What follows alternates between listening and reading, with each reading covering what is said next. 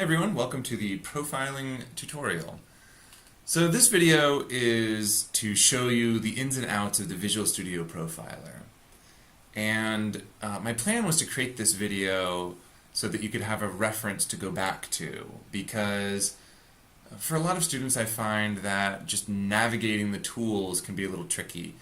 I didn't want to spend a bunch of class time on this because it's not the interesting part of profiling, it's just a tool.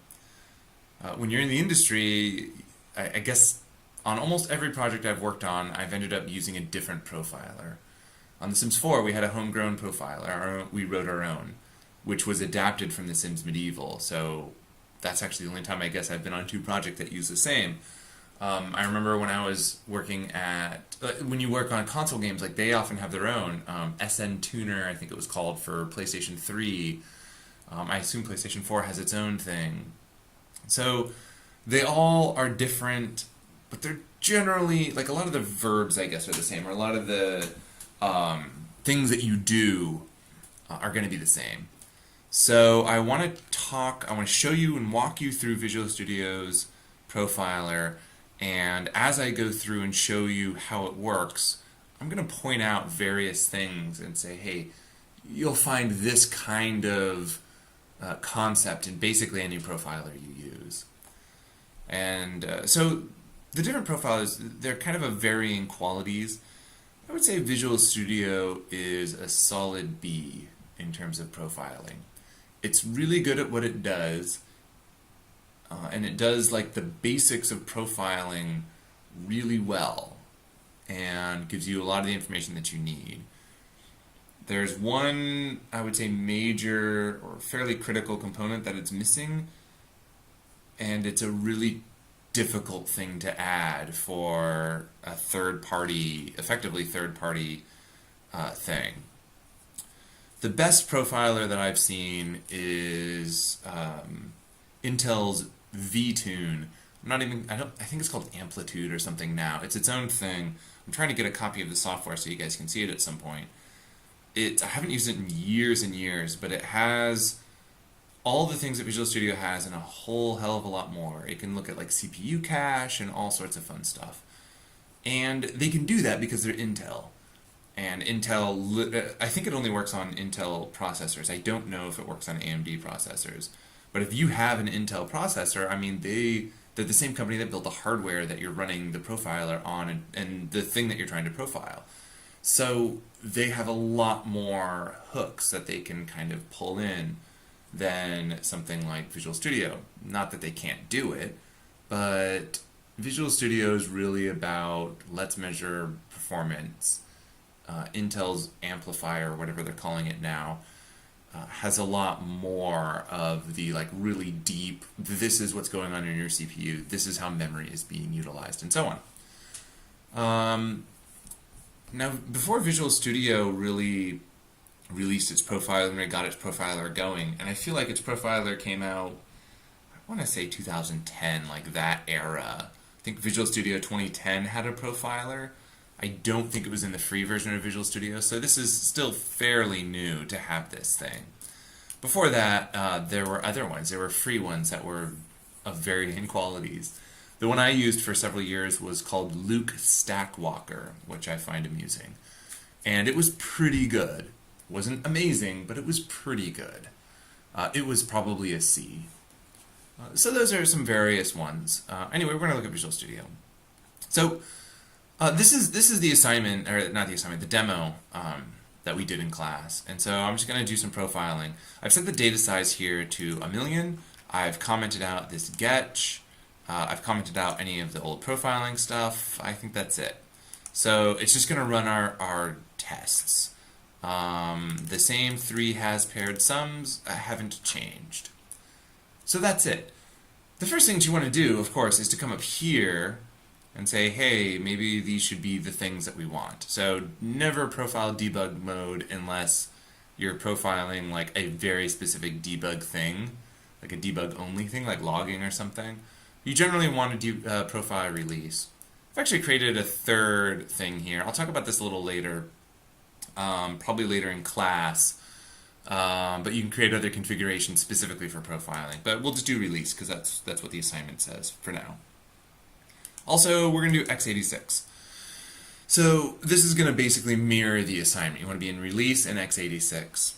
As I said in class, other assignments will have other requirements. Some assignments will say, profile x64. So we're just going to mix it up a little bit. But here we are, x86. So if I compile this, which is already compiled, I already compiled this earlier, and I hit Control F5, this is just running it, no attaching the debugger, no nothing. This is going to take a little while.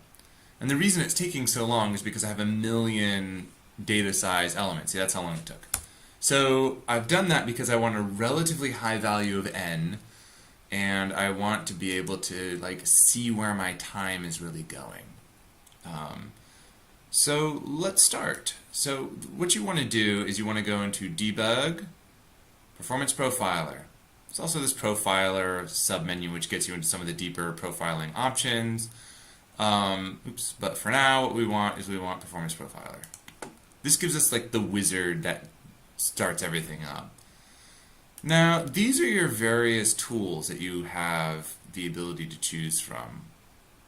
It's dynamically populated based on your project. So if I went show all tools, this is everything, and I can't choose any of these. But if you had an HTML, HTML UI responsiveness is a thing you can test, or energy consumption. So these are other tools. Anyway, for us, there's CPU usage. This I think is an instrument. I think this is an instrumentation profiler. I usually don't choose it because the performance wizard is the CPU. It lets you choose whichever CPU thing you want. But I'm pretty sure this is instrumentation. GPU. So what's your GPU doing? We're not actually going to look at this in this class at all. When you get to the graphics class, which will be in probably a couple semesters, 1 to 2 semesters, depending on when you want to take it, you're not really going to go through it there, but I highly recommend that you just check it out and see what's there. To be honest, I have not really played with the GPU usage profiler much because, one, I mostly work, my own personal projects are typically 2D games, so they're not very GPU intensive, and two, it's very new. I think it came out in it might have been new to 2015 or 2013. I think it was one of those two I think that this is new in. And memory usage is another one. Memory usage is cool. I'm not going to dig into massive detail, but we'll look at it. Why not? You can hit this little thing here, and there's native only. I mean, some of these are not super useful, but you can pre-configure some of this stuff. These all seem pretty lame. So we want Performance Wizard because this is going to give us a few options. So I just hit next, and here we are. We have a choice between CPU sampling and instrumentation. There's also .NET memory allocation, which we don't care about. We're not a .NET application. And there's resource contention data, which is about concurrency, detecting threads waiting for other threads. And that's cool, but we don't care about that now. We're doing single-threaded applications. We'll care about that later. So CPU sampling versus instrumentation. What does that even mean? Well, it's pretty straightforward when you sort of think about. There's basically 2 ways to look at CPU profiling. The first is, imagine your program looks something like this. And in this program, what you're going to do is, I'll put them in green, you have your code. And this represents, functions that are running and code that runs. Right? So here's your program running from beginning to end. What sampling does is it says every few milliseconds or something, I'm going to just take a sample. It just does it periodically. It basically says, where am I? What chunk of code am I in? Every time it samples. And so what you end up getting is you get something like, hey, you have a function that's called foo or something, And this function, about 38 or whatever % of the time, I'm in this function. You might have another one called, bar. And then in this function, maybe this function, you're in this guy. When I did all these samples, hey, maybe I'm in 21% of the time. And so on. So this is basically what sampling gives you. So sampling will sample these things and tell you like what functions and stuff that you're in. It's cool for things like not really spikes, but it'll show you generally, and probably more realistically, it'll show you statistically where you are. So, oh, that's not what I wanted. So this is sampling.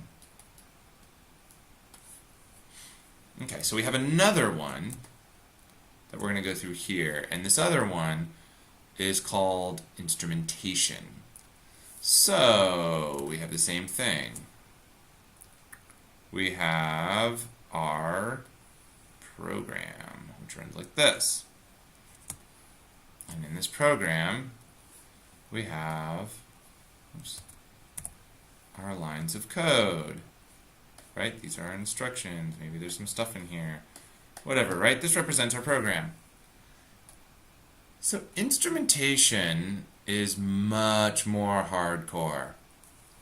So it's going to go in here and it's going to say, maybe we have a function called foo, and in this function, we're going to inject our line of code. And then it's going to run its code. And then we're going to probably, there's something else out here. And then there's another function called bar. Right, so here's our functions. Again, it's going to add its timing code. And then the function exists. And then it's going to, again, add its like end code or whatever. I think it's usually 2. It may only just be the one. But basically, you will get accurate timings for everything. It's going to slow your program way the hell down. But by the end of it, you're going to have like truly accurate timings, right? This is going to be like, this was taking exactly 39.2% of your application. This was taking 14.6% of your application. It's very exact. So this is basically instrumentation. And so it doesn't really inject things here, it puts it into the code itself. Instrumentation, honestly, is what I often, most of the time, I do instrumentation. I just can't draw this line. There we go. But for big programs or programs with low performance, it doesn't work. It doesn't work as well. And so what we have to do is, like for over here in sampling land, this is pretty cheap. Our run is probably going to have a few thousand samples, maybe 10 grand, maybe 10,000 samples. Probably not even that many. In one, 5 seconds or however long that program ran, 8 seconds. Whereas in our instrumentation, it's going to slow the whole program down. And a lot of times it doesn't matter. In a game, it can matter a lot. Personally, I think it's completely worth it, that slowdown, and so I'll deal with it. Also, a lot of times you can set something up so that it only starts profiling when you hit a particular key. So if I go back here, we're going to start with sampling because that's what the instructions tell you to do. So sampling, we hit next. Okay, what do we want to sample? Well, we want to sample our demo 6.1. You can also sample like a .NET application or whatever, but you want to sample this guy. And then do we want to launch profiling after the wizard finishes? In our case, we do. You can also say no. This might come up. Uh, you'll want to hit yes. I think on the school computers it might still work if you hit no, or if you hit yes and then it fails. But anyway, hit yes. So it has to run the whole thing. And it's profiling right now. And here we go. We can even see it here in the output window. Like, it's doing some stuff. Stopping profiler. See the output window for more information. It's merging collection data. Data is saved at this place. Profiling is finished. It's preparing the report. Here it comes. Alright, let's get a little more space. So we'll kind of drag this guy over here. This, by the way, is your Performance Explorer, as it says up here. It's similar to the Solution Explorer, but it's for performance. You'll see when we do instrumentation, but we have a sampling thing. This is our target, which is the thing that actually runs. This is the report. Every time I run this sampling profile, I can keep running it over and over and over. It'll generate more and more reports for this target. I can go into properties of this target and change stuff if I want to. There's very little to actually change. Like I can set specific arguments or whatever. But here we go. This is our first view. Our first view here is the overall summary view. Now, I'm gonna pull this guy up here, create another layer that I'll probably delete, and we'll do this so that now I can have this guy over here. So let's look at a couple of these things. So this guy, this is a drop down. Whoops. This right here is a drop down for the current view, and you can change this to whatever you want. This line graph here, you can kind of see those wall clocks in seconds. So this actual execution took about 6.5 seconds. We can kind of see how this went. And in 6.5 seconds, this y-axis is my CPU usage. So my CPU went from 0% up here as it's processing to about a little less than 15, or a little more than 15% maybe. So we can kind of see it do its thing. It would surprise me if you went above about this amount. And the reason is pretty simple when you think about it and know how this thing works. Here's my calculator. So on this calculator, let's say that I have 100% and divide it by 8, 12.5. If I'm using, so in this case, I don't think it's ever going to go above 12.5% because performance. I have there's a way that I can expand this out, and I don't remember what it is. Maybe it's resource monitor. CPU. Here we go. Well, it's at least showing me my CPUs. So CPU 0 to CPU 7.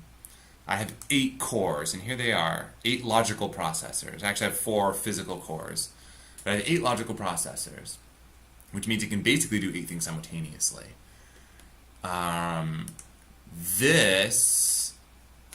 This whole graph is showing my percentage across all CPUs. So to actually read this graph, and if I hover over this, I think it'll tell me. CPU percentage, no, it's not going to tell me the actual value. The whole point, and it does look like it went pretty high up, but it shouldn't go above 12 or so percent, 12.5%. And the reason why is because I'm only using one CPU. As we do more and more stuff, we'll see this thing spike way up. And it's kind of cool to see. And we'll do that as we get into multi-threaded programming. But it's important to know this stuff. Okay, so let me go back here. So this section down here is the hot path. The hot path is a nice little hey, here's the thing I'm worried about. And we can watch this is the call stack, so we can watch it here. and TDLL and TTLL, right? This is all the kernel, so this is the operating system. And then here it is, it calls main. Main in turn calls has paired some brute force, which by the way took 100%. Okay, that's a lot. It literally is 100%. That means 100% of our time was spent in that function according to this, which is not really what it means. What it really means, let's see if I can move this guy. Good. All right, I'm going to move this guy over here temporarily because this, oh, and I need this. This is a very important piece of data. Well, an interesting piece of data. We sampled 5,909 times total. In all 5,909 samples, according to this, we were in the brute force function. Cool. Well, that's fun. It's not super useful, except to tell us that we're spending a lot of time in this function. In fact, if I looked at some of these other views, I think these views are going to be fairly useless, which is interesting. When I ran this sort of test to prepare for this video, I got something completely different. And the reason why I got something different is because it's just sampling the program. I'm going to look at functions and see if there's even anything useful here. No, there's not. There's basically no data here. So that's fun. We're going to mostly move on from this. In a larger program, there will be much more interesting stuff happening. Brute force is taking such a huge percentage that statistically this is what happened. Let's see what happens if I close this guy. This will be interesting to see. And I think I go to this, and so this is like I can start profiling. Like I don't want to create another session if I want to rerun the same exact profiler or the same exact profile session. I can right click on this thing and say start profiling, and off it goes. So it's just running the exact same profile. And when it finishes, we'll see. Here it goes. And it may show me the same data. I ran my tests on a different computer, so it had a different CPU. Yeah, 100%. So this isn't going to show me anything useful. This works because this is also the downside of how sampling, what sample-based profiling will do.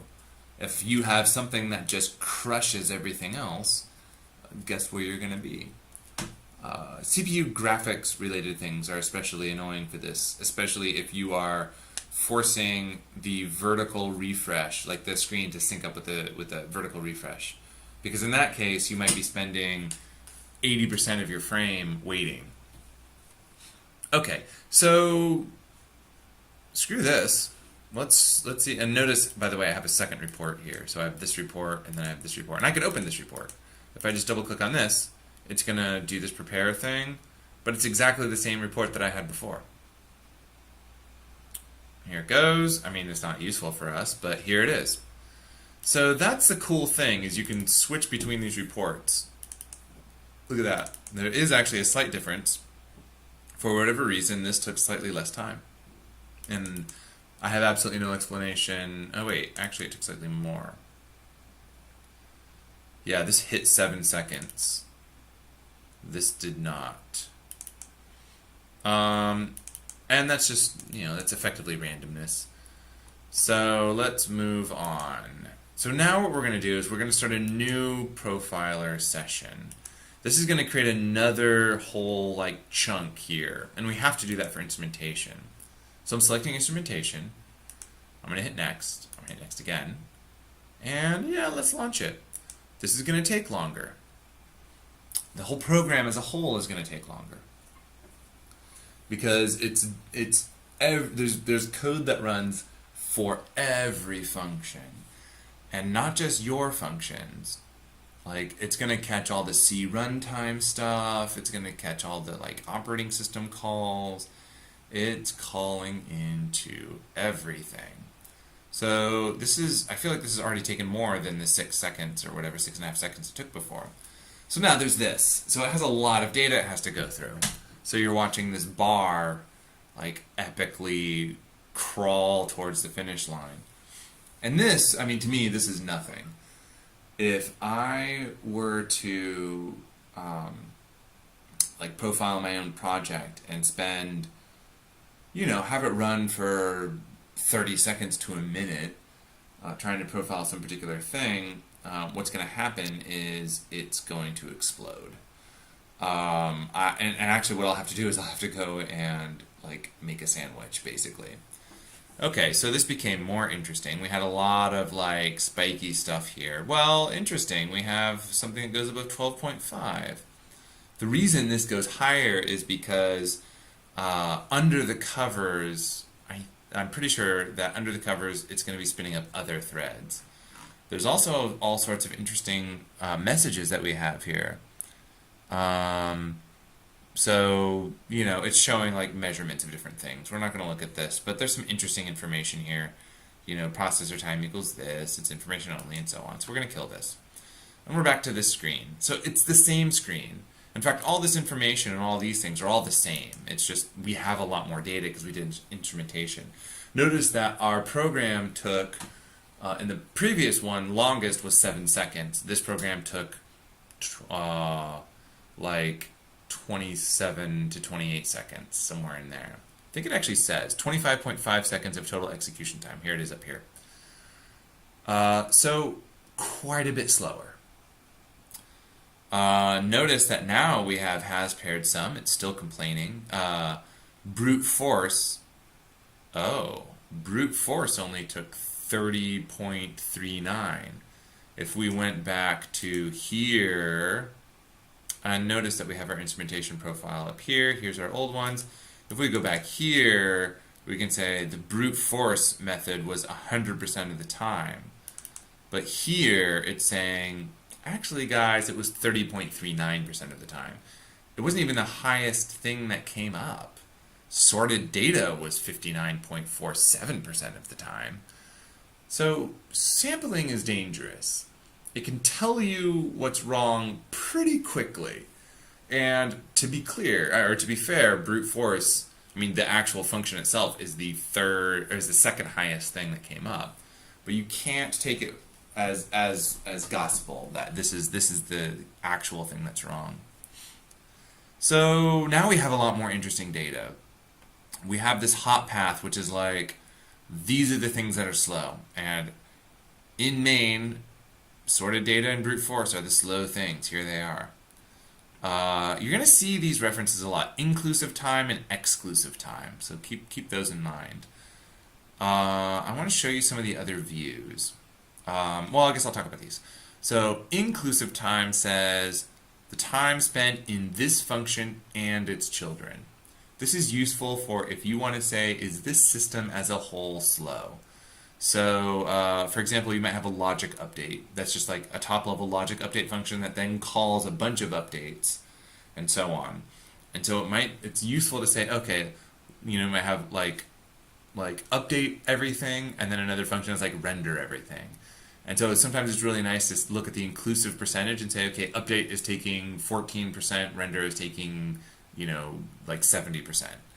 And then you can see, oh, okay, I should focus on rendering. And then you can dig through the hot path down in rendering and see what's going on. Exclusive time is more for profiling specific functions or algorithms. It is the amount of time spent in this specific function. So we can look at main specifically. Like, let's look at the main function right here. 96.55% inclusive time. That makes sense. Our program is almost always running in our main function. Very briefly, this main CRT startup, which is the thing that calls main, it actually calls this common main, SEH, and then main. Even here, 99.91. And then in this function itself, it spent 3.37% of the time. You have basically no control over this. This is the C runtime, like console stuff running. I don't even think I can click on this. I can. Oh, and here it is. Here's the code for it in exe_wwinmain.cpp. In here, apparently, it took a long time. All right, so let's go back to summary. So you'll see inclusive time and exclusive time.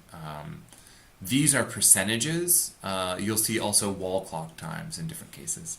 Okay, so next to summary, there's call tree, modules, caller, callee, functions, marks, processes, and function details. So we can dig into any of these if we want to, and they'll auto take us if we click on anything. So if I click on main, what you saw was function details, this one all the way at the bottom. Function details is a really cool view. It's one of my favorite views because I can just sort of jump around wherever I want. So what we have here is on the left, we have the functions that call, it's functions that called me, basically. And in this case, only one function calls this guy, so great. But you could have multiple functions. And in this case, 96.5% of this is total time. Oh wow, I actually didn't know. I could hover over this and see like the full multi-decimal thing in case it matters. And that's just a 0. Yeah, that's cool. I actually didn't know that. Here's where we are now. I clicked on main, so we're in main. Here are the things that main called. It's not everything that main called, but it's like the top few things, and it's very visual. 59.5% was spent in here. This is not 59.5% of main, this is 59.5% of my application. So if I go in here, now you can see I'm coming from main. Here I am in the function body. Function body was less than 1%. It's 0.00534%. It calls a function called qsort, which is 59.5%. Holy shit. And by the way, it's showing me, I don't know if you've noticed, but as I'm jumping into these, it's showing me. It's not going to be able to show me qsort, unfortunately. And it called something else here. Because I don't have source for it, right? I don't know what's here. You can download some of I think you can still download the CRT source. It actually used to ship back when Visual Studio was shipped on discs, on CDs and stuff. You could install the CRT source if you wanted to. It was one of the options. And that was really cool because you could step into the C runtime. But, wow, qsort, holy shit. Well, that makes sense though, right? Quicksort takes a long time. It's n log n. And there are other issues on top of this. Okay, that's it for this. This is a really cool little view. Let's go back and look at the brute force one. Oh, this says bottom of stack. Oh, it doesn't call anything. And if we look here, it literally calls no function. So we're at the bottom of the stack. The body of the function is taking 30.4% of the program execution. And so this is just, let's look at this. Well, this is why we analyzed it here in class. It's n squared. Yeah, that's bad. We don't know what size is, but we can kind of figure some of that stuff out. This might be an interesting time to if this is consistent, set a breakpoint here and see what size is if you don't know what it is. So there's stuff like that. By the way, this performance metric, which is elapsed inclusive time, can be changed to average, elapsed inclusive time if we want to. But yeah. Okay, so that's it for that. So summary we saw. I can click on these to see some of the details. Let's look at the next thing. So most of these other ones are basically showing you the same data. Let's look at functions. We're going to look at functions. This is one of my favorite views. This is every function that exists in the project that got called, that got tracked. I like to pull this guy out a little bit so I can kind of see some of these functions. You can hover over them. Some of them are really kind of deep. Remember that a lot of these are going to be STL functions that are getting called. So this gives me a really cool view. I have the number of calls, this is the total number of calls made to this function through the lifetime of the program. I called this brute force function once, whereas I called rand 1 million times, which makes sense. I call rand here for every data size, so 1 million. So yeah, of course I'm going to call rand 1 million times. That makes sense. This is the elapsed inclusive time. In percentages, the percentage of time spent in this function and its children. So rand, just the call to rand was 1.67% of the application, just calling rand. elapsed exclusive time. This is the percentage of time spent in this function. Only this function. Only the body of the function. So if we look at main, which is way down here, 96.55% elapsed inclusive time, because this is the whole thing, but we spent basically no time. Elapsed exclusive time, most of the time main is just calling other functions. Which is sort of interesting to think about, because we actually do have this loop here. But the loop is fast, doesn't really affect anything. Average elapsed inclusive time. So this is the same thing as this inclusive time, except this is measured in milliseconds. This is elapsed exclusive time, measured in milliseconds. Module name can be useful to figure out where did this come from, like kernel32.dll, get module handle w. It was called once, but it basically cost nothing. You can obviously you can sort by these things. That's what all this stuff is. So elapsed exclusive time is a reasonable thing to sort by. That might even be default, or maybe it's just because that's what I usually do. It just defaulted. So I sort in descending order. This is I'm spending the most amount of time in this application in this function. Cool. That sucks. How can we make that better? Well, we don't have access to qsort. It's only called once. Elapsed inclusive time is 59.46. Elapsed exclusive time is 57%. So not, like, what are we gonna do here? Keep that in the back of your head. So I'm going to show some of the other views. Actually, let's follow this thread, and then I'll show you the other views. The other views are almost exactly the same. It's just slightly different ways to get at the data. So what are we going to do? So what we can do with qsort is we can go back. We analyze qsort, like what's actually happening. Oh, we have to call this guy. Okay, well, how much does that cost us? Is that a reasonable cost? That's probably some kind of inclusive thing. Well, if we dig down, we see it here. And we're calling it a lot.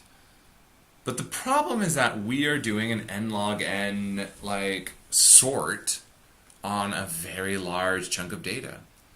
Notice that our lambda function right here, which is this guy, gets called 19,673,805 times. Why does it get called so many times? The answer is it's n log n, right? So n is 1 million. So, because this calculator doesn't do it, I have to actually search for base 2 log. It will take me to this log calculator. And this is how I do base 2 log. 1 million. The base 2 log of 1 million is 19.93. So let's do 19.93. Oh, that's my calculator. 19.93 times 1 million. 19, and we know what this is, right? 19,930,000. If we go back here, 19,673,000. Very close. Now, we know that it's not going to be n log n. Like, n log n is the theoretical expected. It's like the expected case. It could go as bad as n squared. I actually don't know if quicksort is truly a quicksort or if it's an introspection sort, which most sort of modern quicksorts are. Introspective sort is a sort that switches over to an insertion sort and basically guarantees n log n time. Either way, it's fairly close. That's why we're calling this so many times. But it's not really costing us much if we look at this. It's just qsort. It's the same reason why this brute force method is like, it's just going to take a lot of time. You're doing n log n over 1 million objects. Like, you're not going to have a good time. I mean, it's just going to take a huge amount of time. And so on. Like, we can just look through these as we walk down. What are some other issues? What are some other, like, problems? The next, so, like, these guys are just going to be slow. There's this guy. Rand. This looks like a hash. Lower bound. oops, come back. These are kind of hard to read, right? Standard hash and UMAP, so hash of UMAP traits, int standard uhash compare. This actually looks like it's doing a hash compare. I think. No, it's calling hash lower bound with all of these template parameters. Oh look, operator new. We call it 32,771 times, which is interesting. Why do we call it so many times? Why is operator new being called 32,771 times? That's a lot. I mean, as far as I know, there's only one new, right? When we call reserve for this unordered map. Oh, but wait. That's not how that works, is it? If we go back to here, maps don't work that way, or hash tables don't work that way, or at least chaining-based hash tables don't work that way. We might have a nice hash table that looks like, call it this, and it will have, oops, and what is it, right? It's an array of linked list pointers. Well, what happens when we have a linked list pointer? We have to new up this node. We have to new up this node. We have to new up this node, and so on. And then, you know, so like, here, let's do this. So this guy will point to this. This guy will be null. This guy will point to this. Null, null, null. And so we're newing up all these nodes. So that's it. That's basically how you use the profiler. Let's glance at a couple of these other things. These are, so call tree shows you this, but it's more of a call stack. So it's like, oh, demo.exe, it starts up with this guy, which starts up with these guys, which starts up with these guys, and so on. And this is useful because I can dig through and say, oh, here are the things that this guy calls. And then I can dig through, like I can say, oh, main, pre-initialization, all these things are here. I can click on main, and I can click this button, which is the hot path. Boink. And it's like, this is like the worst offender, is these guys. Here you go. And allows me to make like some decisions here. These two things, yeah. This function or those below it should be investigated for bottlenecks. So that's what this little like fire icon means.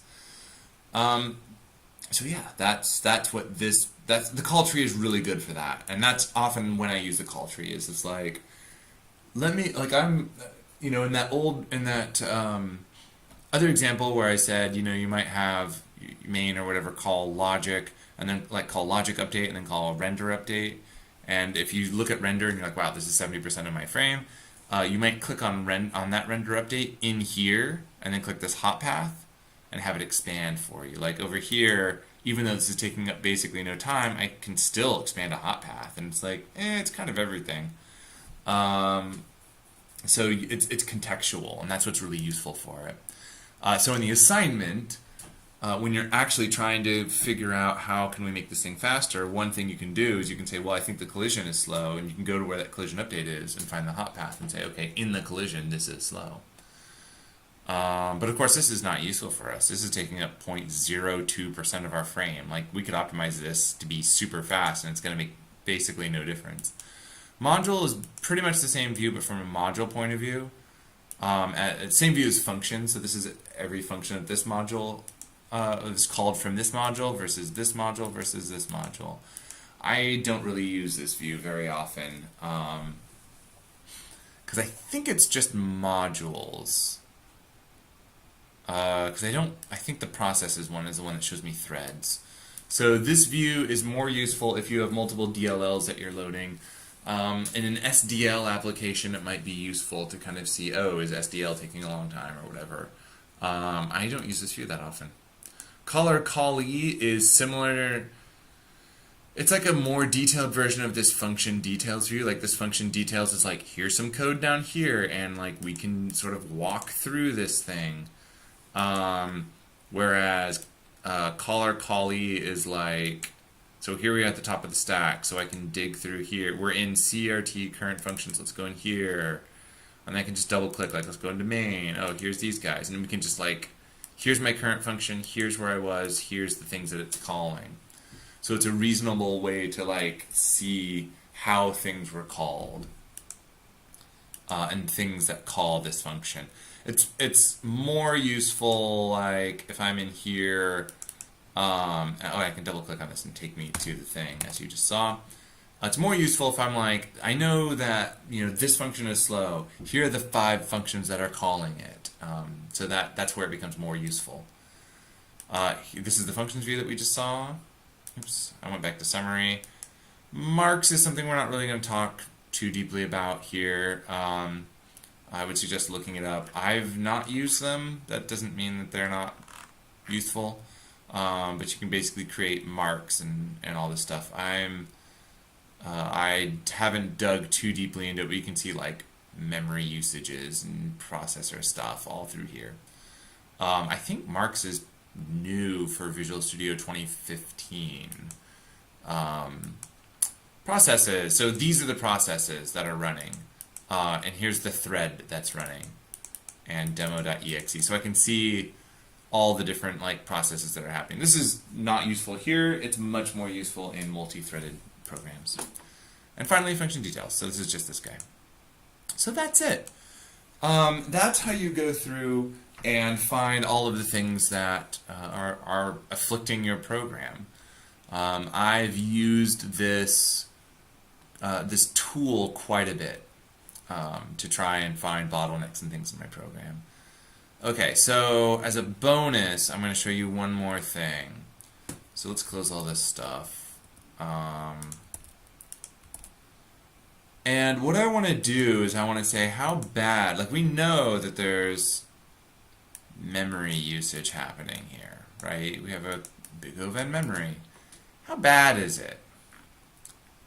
So what we want to do is we want to go to debug, performance profiler, and we're going to uncheck this guy and we're going to use memory usage. And it's going to want to do some stuff, and we're going to go. Now the tricky thing is I have to hit take snapshot.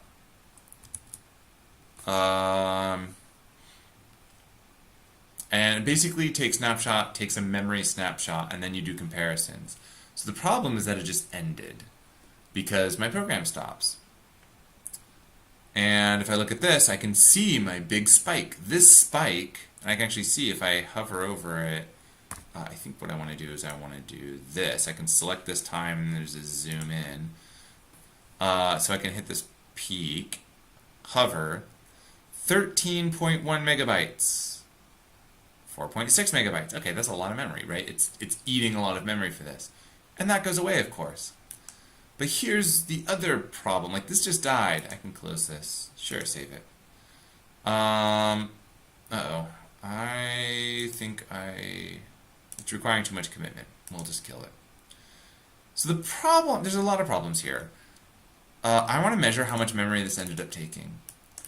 But the issue is that as soon as this function returns, and it's going to run way fast, it's going to go away.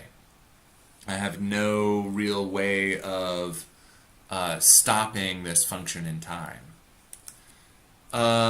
Except that I do, right? I can literally write code in here. Like, this is a total hack. I would never check this in. I would never ship this code. Like, I know that if I return true here, and I might as well do it here, right? If I can't find one, who cares? So on these returns, I hit pause, and I'll see the pause in the console window, and I'll know to take another memory snapshot because this hash table hasn't gone away. Right? So does that make sense? So this hash table will still exist when I take my second snapshot. You have to do the snapshots. That's how the memory tool works. It's all about snapshots and comparing snapshots. Okay, back to performance profiler. Memory usage. Start. I need to take a snapshot. Boink. So this takes a snapshot as to where memory is right now. When this thing comes up with a press any key or whatever, and I'll see this thing spike up. Oh, yeah, press any key. So it spiked. Take another snapshot. So that snapshot happened, and then I'm going to hit a key, and then it's going to stop. So I made sure to capture that increase. So the cool thing is now we can see the delta. So baseline, this is my baseline, 193 allocations and an allocated 54.48 K. I have no control over these allocations. I can click on it and it'll show me, and notice that like this guy's pre-C stuff, add exit has to add exit has a thing it has to create, some external code. Like, this is all heap allocations that I have no control over. Because literally, open up heap, external code. All external code. Like, I have no control over this. So, that's not useful for us, except that it's our baseline. Notice that this says 54.48K. That's how many heap allocations I have. But my program here says I'm using 4.6 megs. What's up with that? Well, what's up with that should be is all the non-heap allocations that are happening. The program itself. The executable for this program, just by itself, is probably a few K. If I go into release, where are you? Oh, you're back here, probably. Yeah, 17K just for the program. And then there's other things that it has on top of it. The profiler is probably taking up some of this 4 megs or whatever. But the more interesting thing is that we spiked 8.5 megabytes. Not just 8.5, but we went up to by 8.5 megabytes. And we did another 32,785 allocations, which sounds really familiar. And if we go back here and we go to, I guess, I think it's this one. Oh, you have to reopen. Okay, whatever. We'll let this figure itself out. So while that's figuring itself out, we'll keep digging into this. So this 32,000. So these are totals up here. This adds these guys in, and these are the total allocations. We have so many allocations here. Okay, so that went up, which implies that this is done. Let's look at the function view. Where are you? Operator new, 32,771. Most of them from list by. 768. List by, it buys a node, right? This list by node thing, that's our linked list getting memory. But operator new, 32,771. If we go here, 32,785. Very, very close. There's a few extra allocations that happened according to this. That probably came from malloc or some other such thing. So if I go in here to main, and oh look, it's all here. Of course it's all here. This is what we're doing. Can I lift this up? Yes. And here they are. This is everything. This is every allocation. It all has paired sum hash table. This is the function where I was. This is the address that I got, what type it was. It's void. Of course it's void because it's operator new, returning generic memory. It doesn't know how to use it. 16 bytes at a time, which makes sense. It's allocating a node. The node probably has it might have a previous and a next and maybe a pointer to the data. And so that's 3 pointers, so that's 4 times 3 is 12. 12 isn't a very interesting value, so we round up to 16. We'll talk about that a little bit next week, memory alignment and that sort of thing. And so 16 is what it actually ended up allocating. So there we go. We can actually click on this guy. The annoying thing is that we have external code. But here's has paired sum hash table, main, external code. So this will actually show you like who allocated this memory. It's less useful for us in this instance because we don't explicitly call new. If we explicitly called new, you'd see the actual call stack here. This is what I ended up doing to fix some of my own like weird memory issues. I actually just ran the whole program to see like where is my overall memory going, and a huge amount of it was going to these nodes that I had to like. I had this very large array that was the same size as the world, but it was a very sparse array, so there were very few objects in it. However, I was incurring the cost of this gigantic array of pointers, and that was the thing that was killing me. So, I mean, I removed like tons of memory by making it more of a true sparse array. That's it. So that's the memory profiler. It's very cool. You don't really, there's no place where you have to use it here in this next assignment, but it's a nice thing to know that you have this tool under your belt. And like there are just going to be tons of allocations. I'm just going to scroll way down and it's all this same stuff. Okay, that's it. So if there are any questions, of course, let me know. And good luck going and finding all the things.